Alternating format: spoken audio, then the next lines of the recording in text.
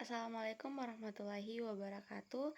Perkenalkan, nama saya Arni Ishak dari jurusan Kimia, program studi S1 Pendidikan Kimia kelas B. Nah, di video ini saya akan menjelaskan materi mengenai bioenergetika, di mana video ini untuk memenuhi salah satu UAS mata kuliah biokimia 2. Baik, teman-teman, saya akan menjelaskan materi bioenergetika. Selamat menyaksikan. Baik, yang pertama yaitu ada pengertian bioenergetika. Bioenergetika adalah bagian dari biokimia yang berhubungan dengan transformasi dan penggunaan energi oleh sel hidup. Seluruh reaksi kimia dalam kehidupan hanya dapat berlangsung jika didukung energi yang cukup. Sumber energi kimia dalam kehidupan tersebut adalah senyawa organik berenergi tinggi yang dikenal dengan ATP atau adenosin trifosfat. ATP adalah sumber energi langsung bagi semua kegiatan metabolisme di dalam sel. Energi yang terikat di dalam ATP tersebut berasal dari energi yang dibebaskan dalam pemecahan senyawa organik dalam sel, yaitu dalam proses respirasi. Sedangkan energi yang terikat dalam senyawa organik, bahan respirasi tersebut, hakikatnya merupakan energi kimia yang dibentuk dalam proses fotosintesis. Untuk dapat sampai dan digunakan oleh sel-sel tersebut, akan mengalami 3 tahap transformasi, yaitu yang pertama ada transformasi energi oleh klorofil, di mana energi radiasi sinar matahari ditangkap oleh klorofil tumbuhan hijau. Melalui proses fotosintesis, energi ini digunakan untuk mengikat CO2 dan H2O menjadi karbohidrat. Jadi dalam proses ini terjadi transformasi dari energi cahaya yang berupa energi kinetik menjadi energi kimia yang merupakan energi potensial. Energi kimia ini disimpan dalam bentuk ikatan-ikatan kimia senyawa organik hasil fotosintesis, yaitu karbohidrat dan senyawa-senyawa organik lainnya.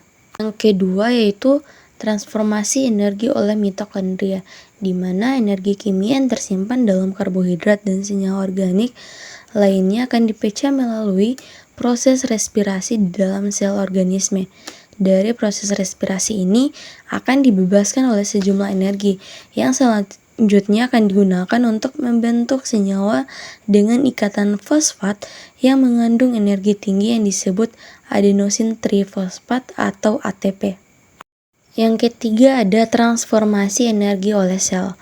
Energi yang terdapat di dalam ikatan fosfat atau ATP akan keluar saat akan digunakan oleh sel untuk berbagai aktivitas kehidupan.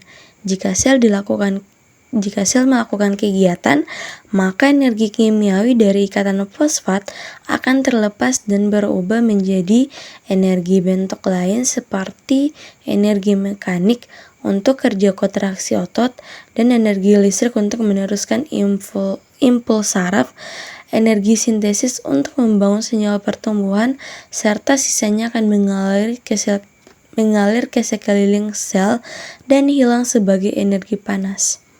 Energi bebas yang terkandung dalam molekul organik diubah dan disimpan dalam bentuk energi kimia, yaitu dalam struktur kovalen dari gugus fosfat dalam molekul adenosin trifosfat atau ATP yang terbentuk dengan perantaraan enzim dari adenosin difosfat atau ADP dan senyawa fosfat anorganik atau PI. Reaksi yang menghasilkan energi bebas disebut reaksi eksergonik. Sebaliknya, dalam proses anabolisme diperlukan energi bebas yang diperoleh dari ATP. Reaksi yang memerlukan energi bebas disebut reaksi endergonik. Beberapa contoh reaksi eksergonik dan endergonik tercantum pada tabel 1. Nah, pada tabel 1 ini ada contoh reaksi eksergonik dan endergonik dalam sistem biologi, di mana pada eksergonik itu ada oksidasi bahan bakar seperti karbohidrat, protein, dan lemak. Kemudian ada fotosintesis dan fermentasi. Nah, pada endergonik itu ada gerakan mekanik atau kontraksi otot, kemudian biosintesis, ada transfer aktif, pemindahan informasi genetik, dan pengantaran impuls saraf. Selanjutnya yaitu transformasi energi dalam klorofil atau fotosintesis. Fotosintesis adalah suatu proses metabolisme pada tanaman untuk membentuk karbohidrat yang menggunakan karbon dioksida atau CO2 dari udara bebas dan air atau H2O dari dalam tanah dengan bantuan cahaya matahari dan klorofil. Nah, pada dasarnya fotosintesis adalah proses perubahan energi cahaya matahari menjadi energi kimia yang tersimpan dalam sel beberapa gula. Reaksi fotosintesis berlangsung dalam dua fase yang berbeda, yaitu ada reaksi terang dan reaksi gelap, di mana reaksi terang terjadi dalam membran tilakoid menggunakan energi cahaya matahari untuk memecah molekul air. Oksigen dilepas ke udara untuk membentuk molekul oksigen, sedangkan hidrogen ditangkap oleh NADP menjadi NADPH2. Penangkapan energi cahaya selain untuk fotolisis juga digunakan untuk pengubahan ADP atau adenosin difosfat menjadi ATP yang disebut fosforilasi. Jadi pada reaksi terang dihasilkan NADPH dan ATP. Kemudian pada reaksi gelap terjadi dalam stroma yang terdapat pada gambar 2.3 menggunakan NADPH dan ATP untuk membentuk glukosa dari CO2 dan H2O yang selanjutnya digunakan untuk membentuk senyawa pati, selulosa, dan polisakarida lainnya sebagai hasil akhir proses fotosintesis. Nah, pada fase gelap pada prinsipnya adalah pemindahan hidrogen dari air hasil hidrolisis pada fase terang oleh pembawa hidrogen atau NADPH2 ke asam organik berenergi rendah untuk membentuk karbohidrat yang berenergi tinggi. Reaksi reduksi ini adalah penambahan elektron dan atom hidrogen ke karbon dioksida yang berakhir dengan terbentuknya unit gula. Kemudian yaitu pembentukan ATP atau fosforilasi. Selama proses transfer elektron pada skema Z, ion H+ yang dilepaskan ketika PS2 mengoksidasi air untuk menghasilkan oksigen itu dilepaskan ke dalam ruang tilakoid. Sedangkan H+ yang digunakan untuk mereduksi NADP+ menjadi NADPH oleh NADH, reduktase diambil dari stroma. Dengan demikian, kedua reaksi ini juga berkontribusi pada gradien proton. Gradien proton mengarahkan sintesis ATP melalui ATP sintase yang terletak dalam membran tilakoid. Ini disebut sebagai fosforilasi dan analog dengan sintesis ATP melalui gradien proton selama fosforilasi oksidatif dalam mitokondria. Kemudian ada transformasi energi di dalam mitokondria. Nah, energi bebas dari katabolisme bahan bakar tidak dipindahkan secara langsung ke reaksi yang membutuhkan energi, tetapi digunakan untuk mensintesis senyawa yang berfungsi sebagai zat antara berenergi tinggi atau senyawa antara takarar energi bebas. Yang terpenting pada sel hidup adalah adenosin trifosfat atau ATP.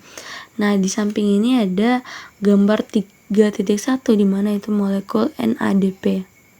Adenosin trifosfat atau ATP merupakan senyawa nukleosida trifosfat yang terdiri dari 3 komponen, yaitu basa atau adenin, gula atau yang disebut dengan ribosa, kemudian 3 gugus fosforil yang terikat pada ribosa oleh ikatan ester fosfat dan terikat satu sama lain oleh ikatan fosfoanhidrida.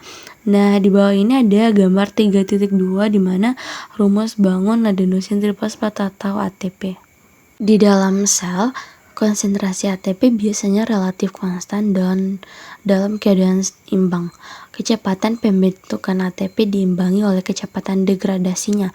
Jadi gugus fosfat ujung pada ATP mengalami penguraian dan penggantian secara terus-menerus dari pol fosfat anorganik selama metabolisme sel.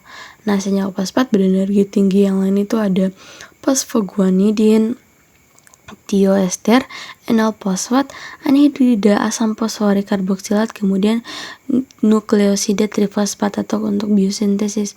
Nah, untuk nukleosida trifosfat sendiri terdiri dari beberapa, yaitu ada UTP untuk sintesis polisakarida, ada GTP atau guanosin trifosfat itu untuk sintesis lipida, Kemudian ada citidin trifosfat atau CTP untuk sintesa protein, ada deoksydenosin trifosfat atau DATP untuk sintesi DNA, ada deoksiguanosin trifosfat atau DGTP untuk sintesa DNA. Kemudian ada beberapa lainnya yang bisa dilihat pada slide ini. Ada 3 sumber utama fosfat berenergi tinggi yang mengambil bagian dalam konservasi atau penangkapan energi, yaitu ada glikolisis, siklus Krebs atau siklus asam sitrat, kemudian fosforilasi oksidatif, di mana glikolisis itu pembentukan neto-2 fosfat berenergi tinggi yang terjadi akibat pembentukan laktat dari satu molekul glukosa yang dihasilkan dalam 2 reaksi yang dikatalis masing-masing oleh enzim fosfogliserat kinase dan piruvat kinase. Kemudian untuk siklus Krebs atau siklus asam sitrat, yaitu satu fosfat berenergi tinggi dihasilkan langsung pada tahap suksinil tiokinase. Kemudian untuk fosforilasi oksidatif merupakan sumber kuantitatif fosfat berenergi tinggi terbesar dalam organisasi aerobik, di mana energi bebas untuk menggerakkan proses-proses ini berasal dari oksidasi rantai respirasi di dalam mitokondria dengan menggunakan O2. Nah, di sini ada gambar dari glikolisis sendiri ya, teman-teman. Teman-teman bisa melihat dalam slide ini.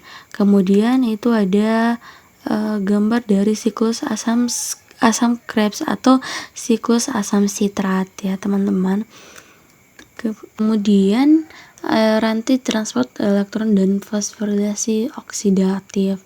Nah, teman-teman bisa melihat gambar dari fosforilasi oksidatif itu sendiri.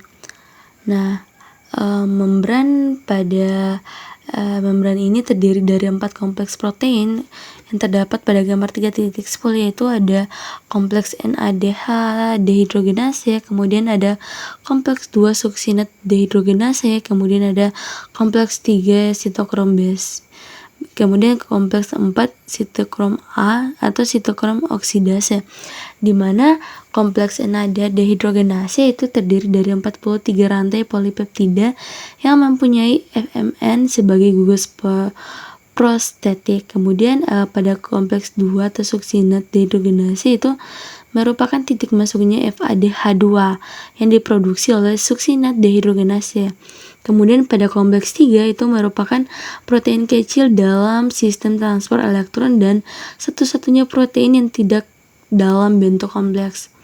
Kemudian pada kompleks 4 itu dikenal sebagai sitokrom oksidase karena mengambil elektron dari sitokrom C dan mentransfernya ke O2. Itu dapat dihambat oleh cyanida, Z, dan CO. Baik, terima kasih. Mungkin hanya itu yang bisa saya sampaikan atau saya jelaskan materi mengenai bioenergetika. Teman-teman, jika ada kesalahan dalam presentasi atau penjelasan saya mengenai materi ini, mohon dimaafkan karena saya juga manusia yang tak luput dari dosa dan kesalahan. Baik, sekali lagi terima kasih. Wassalamualaikum warahmatullahi wabarakatuh.